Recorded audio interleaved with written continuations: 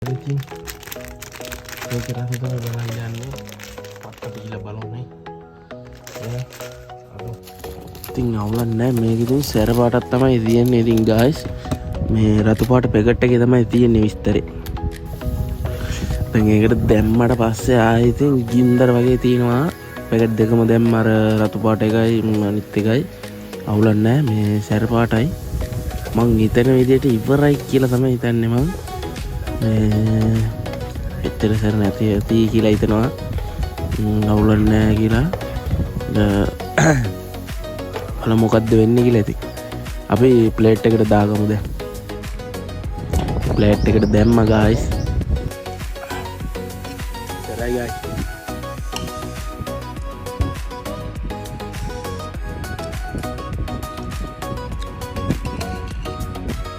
අවුලක් නැහැ සරයි කියන්නේ guys අම්මට හිතෙන සරක් ඒකේ